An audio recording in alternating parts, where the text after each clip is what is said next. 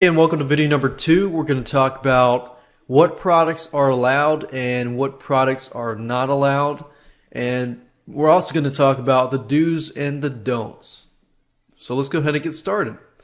What products are allowed? Well, they must be original to avoid copyright issues. So original means you created the product. It does not mean that you buy a private label rights product and you can put it on clickbank.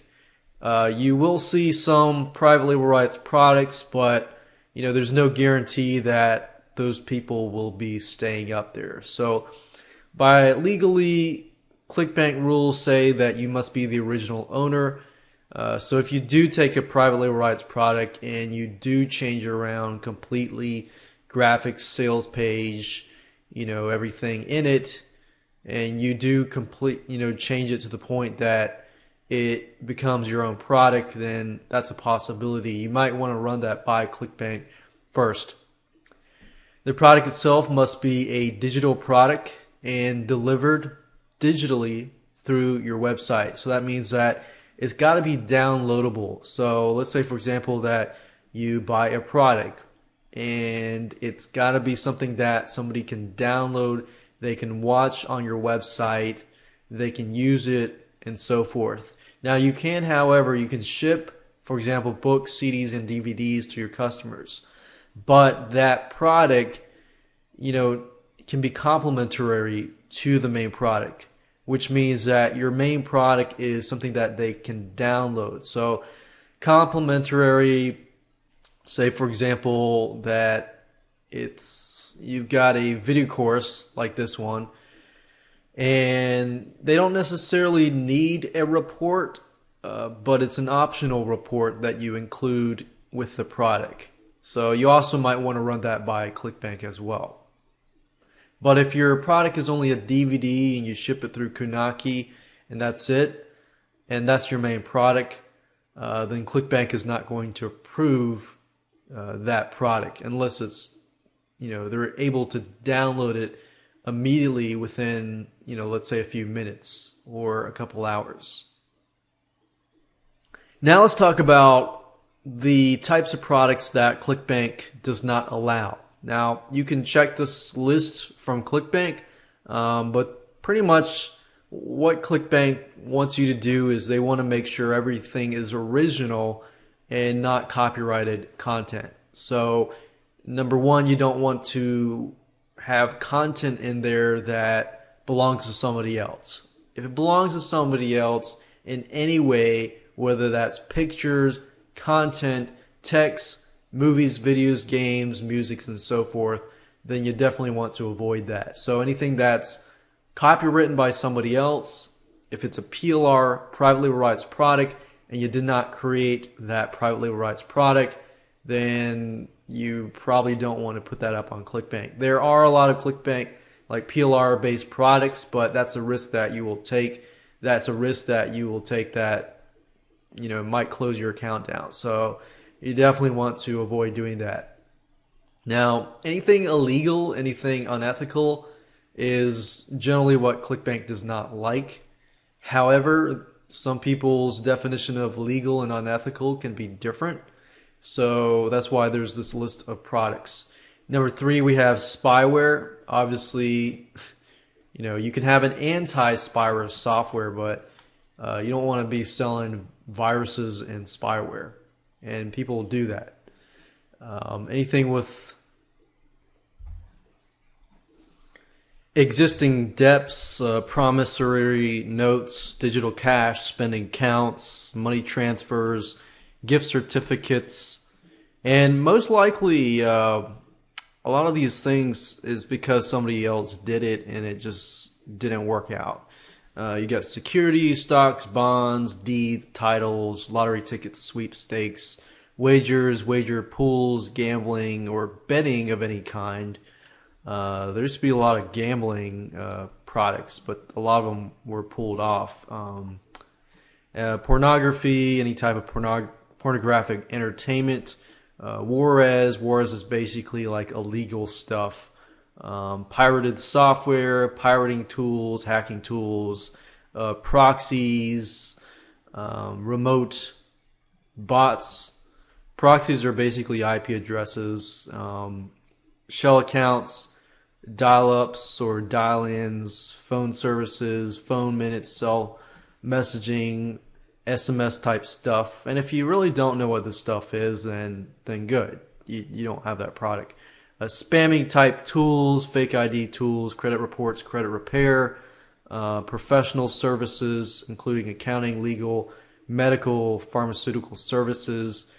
And a lot of these, like I said, credit reports and credit repair. It's also because, FTC, ClickBank is in the USA. So, the FTC, where the FTC says not to do, they try to avoid that as well because it just makes their lives more complicated. Social security number searches, term papers or other academic works, anonymous proxies, proxy lists, password lists, hotel and travel reservations, seminar tickets, vouchers, event reservations, franchises, franchise opportunities, MLM type stuff, basically pyramid stuff, products about marketing through Craigslist or social networking sites like social media type stuff, any materials containing and endorsing discrimination, violence, hatred, revenge, racism, victimization, criminal activity, and any other category ClickBank decides to prohibit. So the last one is kind of vague, but obviously anything illegal, you want to probably move away from that. It's always good to check with them, contact them first, and run your product by them if your product is somewhat borderline, something that you might think would be prohibited by ClickBank. So that way you don't have to go through the process of setting up your site for ClickBank specifically, only to find out that it's not going to be approved. That's happened to several people before, and you definitely want to avoid that. I didn't see list building on here, but I do believe they don't like list building type products. But like I said, go ahead, check with ClickBank, make sure that the product is compliant with their system, because they can always add to this list. Now I want to talk about the do's and the don'ts. Two things, several things, but the first two things are primary. Number one, your pitch page must describe the product clearly. That's a biggie. I've had my product approved and disapproved several times because the pitch page was not necessarily clear. If your sales page is not clear as to what it is selling, what the person gets, and then how to buy the product and have a money back guarantee, then they're not going to approve that. Especially they look specifically on your money back guarantee. If your money back guarantee is like, okay, no refunds, then it's not compliant to the ClickBank network because they offer 60 days refund. So if you want to sell on ClickBank, you've got to comply with their pitch page rules. And I'll go over that when we create the pitch page. Number two, your thank you page must give the product or give instructions on how to get the product immediately. So let's say for your example, your thank you page is your download page. If your download page has the files, and great. But let's say you're using some sort of script like AMember Pro or some sort of security script that requires them to create an account so that they get the downloads. You need to make sure specifically that, okay, number one, you need to do this. You need to create your account to get the files and so forth. You need to be very, very clear. Otherwise, ClickBank will look at that and they'll say, oh, it's confusing. You need to fix this and that. So you want to make sure that you get everything right the first time so that you don't have to get disapproved, and go through the process of doing that. So you definitely want to double check before you submit your product for approval. Because let's say, for example, a recurring billing products, ClickBank says that there are no changes that can be made to recurring billing products after they are approved. So you want to make sure that you get it right the first time. Another thing that they want is pretty obvious, but a lot of vendors do miss out on this. You want to make sure that you support your customers via email, phone, or help desk. You don't have to do phone as long as you do via email and help desk, but you want to do this to prevent refunds and chargebacks. And ClickBank does monitor your refund rate and your chargeback rate. So if you get a lot of refunds and you get a lot of chargebacks, a lot of times they will actually ban you from their network. So you definitely want to make sure that people are clear, that you will honor your refund, your money back guarantee, and your refunds and your chargeback to avoid those chargebacks. Because when they do charge back, you have to kind of pay a fee with any payment processor, with PayPal or ClickBank. So you definitely want to avoid that. And even if you do get a chargeback, that doesn't always mean it's your fault. It just means that the customer didn't contact you to get that refund. And another thing, they can also contact ClickBank to get a refund as well. And also you want to make sure that it's easy for affiliates to promote your product. You want to make sure that you provide them with the necessary tools to do so that they can bring sales to you. And that's the beauty. You get people promoting your product, even though you might get, 25 to 50% commissions, you're really not doing much except the affiliate's doing all the work. You're just providing the product itself and the support. A couple don'ts. There's not a lot of don'ts, but basically, as long as you comply with ClickBank rules, then the don'ts that are left are you don't want to ignore your customers unless you want refunds and chargebacks and bad feedback. So definitely keep your attention on your customer and make sure you take care of your customer. Don't skip video number 9. Video number 9, we're going to talk about how to choose the right categories, how to add the correct marketplace title, description, and so forth before you pay your activation fee. So you definitely want to make sure you get everything right, because this is one of the fundamental basics. And don't violate trademark, copyright law, or DMCA, which is the Digital Millennium Copyright Act.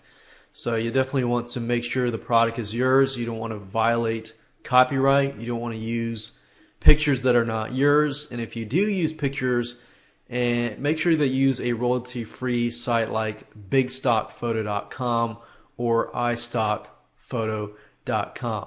So with that said, let's move on to video number 3. We're going to talk about the vendor checklist, what you need to have. We're going to go over to sites and show you what you need to get before you move on to video number 4, which is going to be a fun part.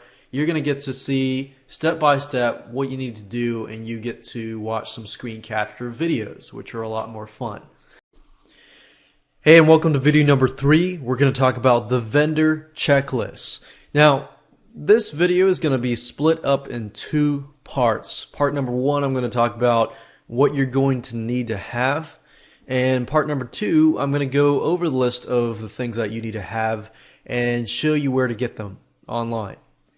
Alright, so first things first, the first thing you're going to need is, of course, your digital product. Now, you're going to have that. You're going to need to have your sales page, if you don't have a download page, that's fine. We're going to go over that. And if you don't have your sales page yet, that's fine. We'll go over the rules and regulations for the pitch page, but you're still going to need to create your sales page later on. So you're going to need your digital product. You're going to need the files in hand. You're going to need a domain name, so you're going to go to GoDaddy or Namecheap.com to get a domain name. And it can't be a subdomain name. It's got to be www.whatever your domain is.com or .net or so forth. You're also going to need a pitch page, your sales page, or your thank you page, or your download page, which is 2 things, pitch page and thank you page. You're also going to need to have website hosting for your pitch page and thank you page. I'll show you where to go to get that. You're going to need to provide customer support via email, help desk, or phone. And recommended, you're going to need either an affiliate page to provide tools for your affiliates, and I'll show you where to get banner ads created and so forth. You're going to need to add your product to the marketplace listing, which of course is just part of ClickBank, and so forth. And you might, as an option, need a vendor hop ad, which is an option as well. It's an ad that you can place on your website, your blog, and so forth to get more sales to your product. But primarily the things that you're going to need is your digital product, your domain name, your page thank you page, your website hosting, and your customer support. So with that said, let's move on to part number 2, where I'm going to go through the list and I'm going to show you by a screen capture video exactly what you need and exactly where to get that, get those tools, and so forth. So you can move on to video number 4 and get everything set up. Alright, so what I'm going to do now is I'm going to walk through the vendor checklist and show you free tools that you can download right away and start using to apply to the setup process of adding your product to ClickBank. So the first thing I talked about is you need a digital product. So let's say you do have that digital product. Since I'm not really talking about how to create the product, you need to find a way to upload that file to your website. So there are several things that you're going to need, but in pertaining specifically to a digital product, you're going to want to zip that file up. If it's a video and you want to place it on your website, you can do that. But if it's an actual file that you want people to download, then you're going to need to zip that file. So you can either zip that file using, let's say, a WinZip. If you have Windows, all you have to do is right click on a file, click on send to, and then click on compressed zip folder. Now, if you don't have that, let's say you don't have that, then you can go to Google and type in WinRAR. WinRAR is a free tool. If you go to rarlab.com, it's basically a program that allows you to zip your files and squeeze your files as small as they can be.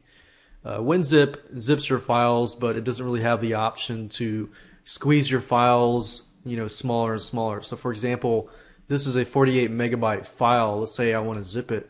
If I right click and click on add to archive, and I'm using WinRAR, and I click on zip and I click on the best, that means it's going to squeeze it all the way down as much as possible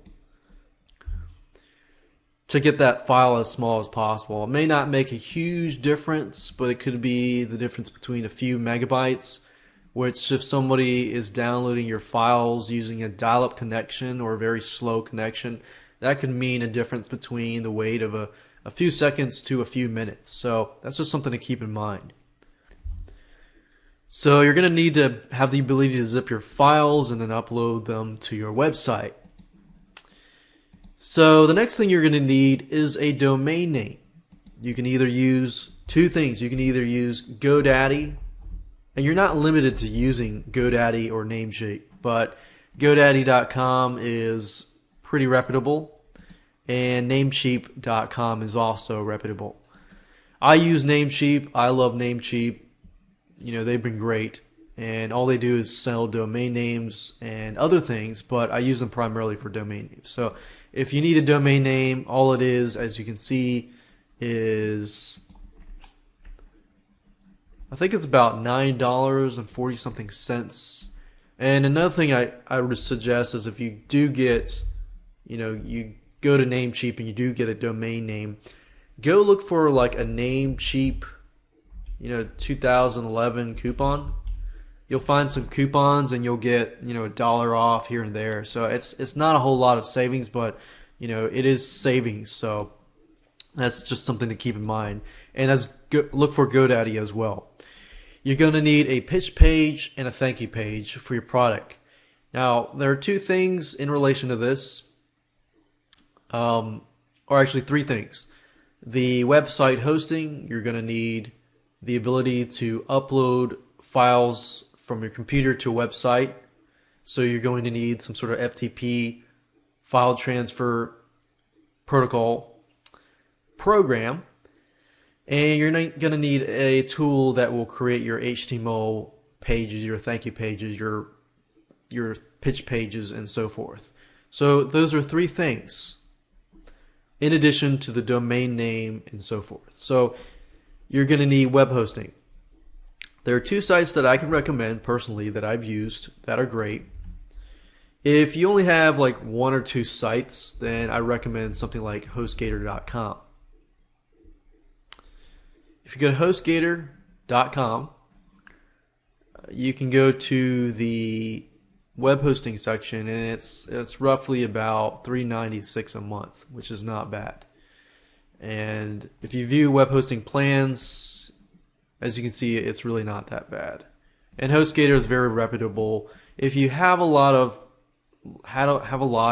websites, let's say you got 5, 10, 20 websites, then it's better if you go with a reseller hosting or a VPS hosting. You don't really need a dedicated server unless you expand, and you really don't. You have a lot of files. So if you have a video product that, let's say, is 1 gigabyte, and you really need really fast speeds, then you don't really need a dedicated server. And as you grow, I would recommend a place called serveint.net. If you go to serveint.net and you go under their VPS section, I would go with something like this instead of going with something like this. You don't need to pay $139. In fact, I've done a lot of launches with big files on this one and this one and this one, and you really don't need a lot. In fact, this is a lot of savings, and this company is great.